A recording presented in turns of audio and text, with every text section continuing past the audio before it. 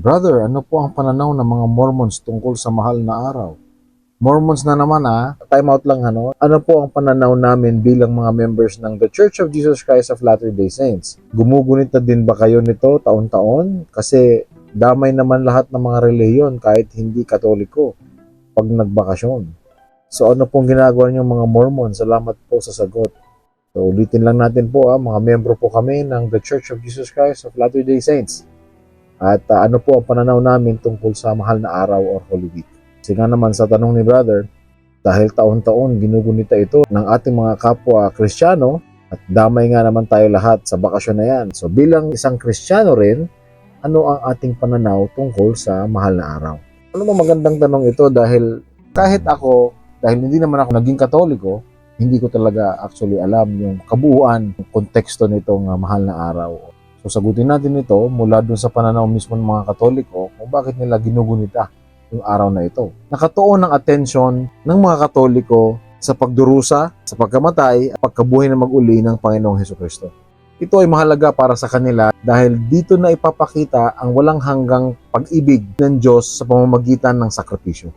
Ang mga kapatid nating Katoliko ay nakatuon doon sa sakripisyo ni Jesus Christ ng 40 days and 40 nights. Sa panahon na ito po yung tinempt si Jesus Christ ni Satan. Nagkaroon siya ng pagtitiis, pagtukso sa kanya ni Satanas. Makikita natin itong storya na ito sa Biblia, sa Matthew chapter 4 verses 1 to 11, yung story ni Jesus Christ ng 40 days and 40 nights. Mula sa pagdurusa ni Jesucristo, sa pagkamatay, at sa pagkabuhay na mag-uli, yan po yung tinutuunan nila ng pansin sa panahon na ito. So, ang hulugan ng mahal na araw ay hindi patungkol sa gastos, hindi rin sa mahal na bilihin, kundi sa mataas na halaga o pagmamahal. Ito ay nagkakahulugan na precious or of great value. Dahil binayaran ni Jesucristo ang ating mga kasalanan sa pamamagitan ng kanyang dugo at buhay, sa kontekstong Pilipino, ito ay tinawag na Semana Santa, na nagsisimula sa Palm Sunday at nagtatapos sa Easter Sunday. Sa Holy Week, inaalala ng mga Katoliko ang Passion of Christ mula sa Last Supper hanggang sa Resurrection para sa pagbabalik loob at pagsisisi. Ito yung tinatawag nilang season of return. Ito po yung sa pananaw ng mga Katoliko na darating ang panahon na mawawala sa landas yung isang tao. Ito yung pagkakataon taon-taon na meron silang season para sa pagbabalik loob. Ito yung season of return. Kaya meron silang iginugunita na Holy Week. Yun ang pananaw ng mga Katoliko. Mahalaga ito sa kanila dahil dito nila naaalala yung pagbabayad sala, yung pagkamatay at pagkabuhay na mag-uli ng Panginoong Hesukristo. Yung paraan na yan ang magbibigay sa kanila ng remembrance doon sa ginawa ng Panginoon. Bagamat may mga beach outings na nangyayari, nananawagan pa rin ang simbahang Katoliko na karoon lang ng simple na outing or hindi masyadong magastos na activity. Mayroong pagkakataon na uuwi sa probinsya, manonood ng prosesyon. Dinidepict nila yung istorya sa pamamagitan ng prosesyon. Yung pala yung nangyari kay Jesus Christ. So yun yung mga nagdadala ng cross na malaki, yung meron pa nga minsan na hinahagupit ng latigo. Tapos may mga nakakatawa pa sa social media dahil yung iba na may hawak ng cross ay dinadagan na ng ibang mga spectators. Nagagalit ngayon yung bumibit-bit ng cross. Naisisipain niya ngayon yung dumadagan. Imbis naging Holy Week, naging Holy Kick.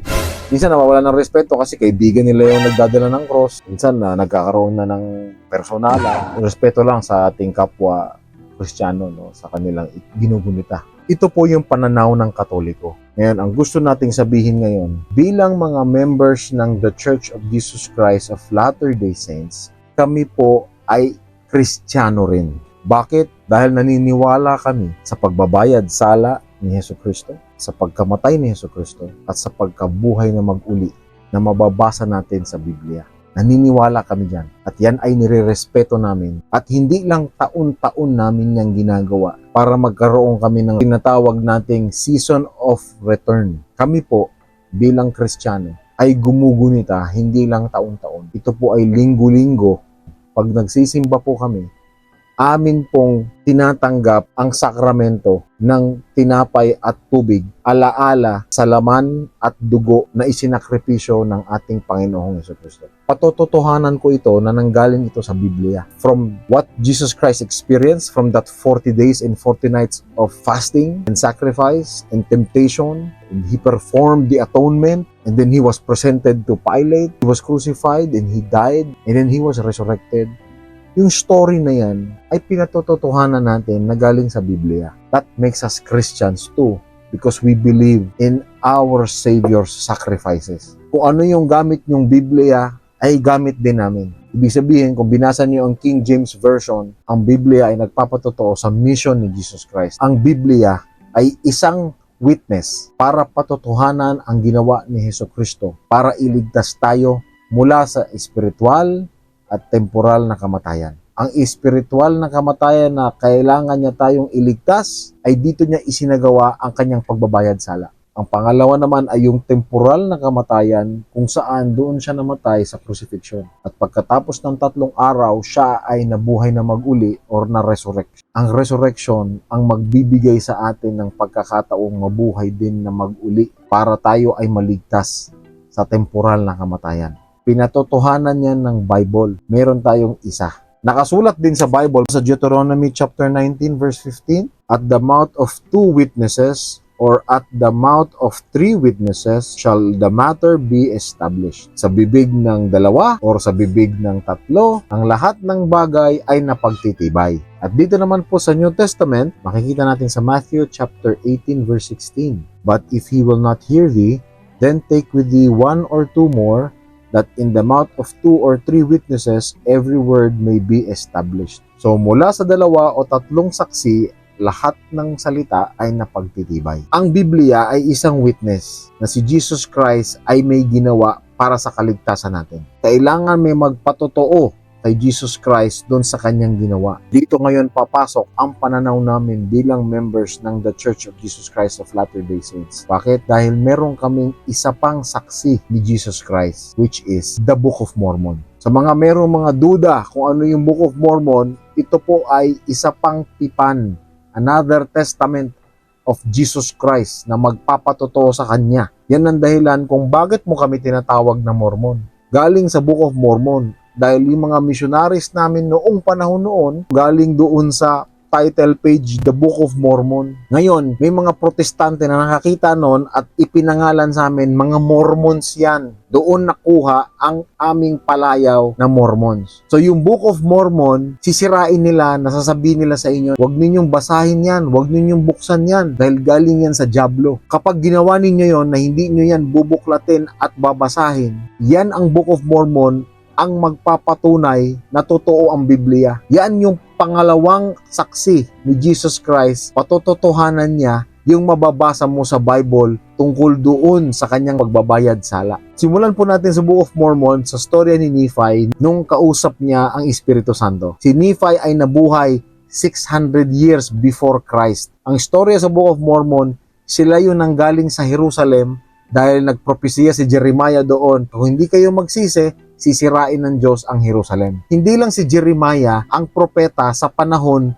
doon sa Jerusalem. Merong propeta na nagngangalang Lehi ang sinabihan ng Diyos dahil dinakip si Jeremiah at kinulong, ito rin ang maaaring mangyari kay Lehi. Kaya sinabihan si Lehi ng Diyos na umalis na kayo sa Jerusalem bago mangyari sa iyo ang nangyari kay Jeremiah. So si Lehi, kasama niya yung kanyang pamilya na nandoon si Nephi, lumabas sila sa Jerusalem. Nakuha natin, 600 years before. Ngayon, doon sa experience ni Nephi, dito sa chapter 11, between 600 to 592 BC, dito ngayon nakausap ni Nephi ang Spirit of the Lord, kung saan ipinakita sa kanya, kung ano yung kailangan niyang makita. So dito ngayon niya nakita yung propesya ni Jesucristo kung ano ang mangyayari sa kanya. Basahin po natin. Starting from verse 13, 1 Nephi chapter 11 verse 13, And it came to pass that I looked and beheld the great city of Jerusalem and also other cities. And I beheld the city of Nazareth, and in the city of Nazareth I beheld the Virgin,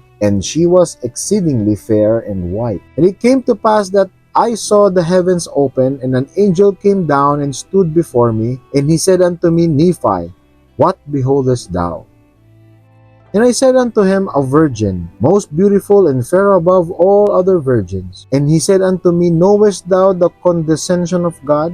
Ang ibig sabihin ng condescension ay ito yung pagbaba ng Diyos sa posisyon niya bilang Diyos para pumantay doon sa mga tao. Yun ang condescension of God. So, alam mo ba yung condescension of God? Merong sinasabi sa kanya yung Spirit na may mangyayari, na magpapatotoo doon sa posisyon ni Jesus Christ. Ito po na naniniwala tayo na si Jesus Christ ay Diyos kasi it is a condescension of God yung nangyari na yan. So, tinanong ng Spirit si Nephi. Sabi ni Nephi, "And I said unto him, I know that he loveth his children. Nevertheless, I do not know the meaning of all things." 26, "And the angel said unto me again, Look, and behold the condescension of God. And I looked and beheld the Redeemer of the world, of whom my father had spoken. And I also beheld the prophet who should prepare the way before him, and the Lamb of God went forth and was baptized of him," si John the Baptist. "And after he was baptized, I beheld the heavens opened, and the Holy Ghost come down out of heaven, and abide upon him in the form of a dove." Ang Book of Mormon ngayon ay nag-witness doon sa baptism ni Jesus Christ by John the Baptist. Tama yung sinabi sa Book of Mormon na sinasabi sa Bible ay nabinyagan din si Jesus Christ, and the heavens opened and said, "Here is my beloved Son, of whom I am well pleased." Di ba nasa Bible yan? Ngayon may magpapatotoo na totoo nga yung nangyari doon. Dahil dito sa story sa 1 Nephi 11. In 32, "And it came to pass that the angel spake unto me again, saying, Look, and I looked and beheld the Lamb of God, that he was taken by the people. Yea, the Son of the everlasting God was judged of the world, and saw and bare record. And I, Nephi, saw that he was lifted up upon the cross, and slain for the sins of the world. And after he was slain, I saw the multitudes of the earth, that they were gathered together to fight against the apostles of the Lamb, for thus were the 12 called by the angel of the Lord." Nakita ni Nephi yung sacrifice ni Jesus Christ from the atonement hanggang sa madala siya sa cross to be crucified. He was slain for the sins of the world. Ito po ay magpapatotoo sa paniniwala ng mga Katoliko sa pagsakripisyo, sa pagkamatay hanggang sa pagkabuhay na maguli ng Panginoong Hesukristo. Sa Book of Mormon, patutotohanan niya na totoong nangyari ito. Taon-taon ginugunita ng mga kapwa nating Kristiyano ang mahal na araw. Sa pagpanood natin ng prosesyon, doon natin makikita kung papaano pinahirapan si Hesukristo. May mga taong gusto nilang iligtas si Hesukristo doon sa kanyang naranasan. Kasi makikita mo sa mga kwento ng prosesyon, di ba, na yung minsan may sasapok doon sa may gaganti doon sa mga Romans. Nakakatawa man, pero hindi natin maintindihan kung bakit nangyari to kay Jesus Christ. Ngayon, brother, tinanong nyo sa amin kung ano yung pananaw namin tungkol dito sa mahal na araw. Ang Book of Mormon po, na meron kami na isa pang tipan or another testament ni Jesus Christ, ang magsasabi bakit kailangan magsakripisyo ni Hesukristo para sa atin. Mahahanap natin to sa Alma chapter 7, verses 11 to 14. "And he shall go forth suffering pains and afflictions and temptations of every kind." Temptations. The 40 days and 40 nights na fasting Jesus Christ, he was tempted by Satan. So he suffered temptations, and this that the word might be fulfilled, which saith, He will take upon him the pains and the sickness of his people, and he will take upon him death, that he may loose the bands of death, which bind his people. And he will take upon him their infirmities, that his bowels may be filled with mercy, according to the flesh, that he may know according to the flesh how to succor his people according to their infirmities. Now the Spirit knoweth all things. Nevertheless, the Son of God suffereth according to the flesh, that he may take upon him the sins of his people, that he might blot out their transgressions according to the power of his deliverance. And now behold, this is the testimony which is in me. Coming from the words of Prophet Alma. Ito po yung kanyang pinangaral sa mga tao sa kanyang panahon. That happened somewhere about 83 BC, before Christ. That is the power of revelation. Their prophecy is about Jesus Christ will sacrifice for His people. Bago niya matanggap yung death na yon, kailangan niyang magdusa.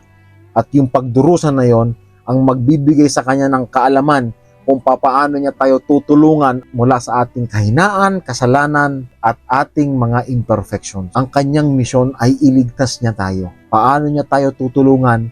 Kailangan niyang daanan yung proseso na ito. Ito po ay ang pananaw namin bilang mga members ng The Church of Jesus Christ of Latter-day Saints.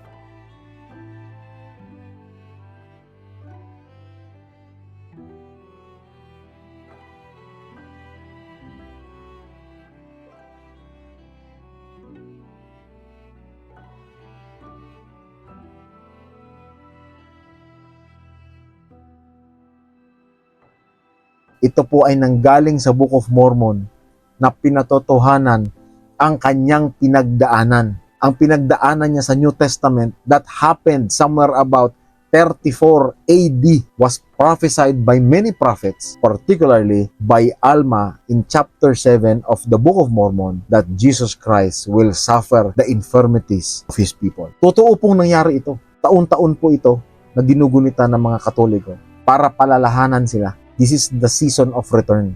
Ito yung panahon na pagkakataon ng simbahang Katoliko para magbalik loob ang kanyang mga tao, kaya nila ginugunita yung mahal na araw. Pero para sa aming pananaw, bilang mga membro, ginugunita po namin ang atonement ni Jesus Christ at ang kanyang sakripisyo at ginawa para sa atin, ginugunita po namin linggo-linggo dahil meron po kaming sinasariwang kasunduan or covenants sa ating Panginoon. Natatanggapin namin ang kanyang pangalan sa aming buhay. Alalahanin siya palagi. Ang kautusan niya ay lagi naming kailangan sundin. Na kapag nagawa namin itong lahat, ay naway ang Espiritu Santo ay laging manatili sa amin na kami ay makapagtiis hanggang sa wakas. Sana nakatulong po ko sa inyo. Maraming salamat. Sa ulitin.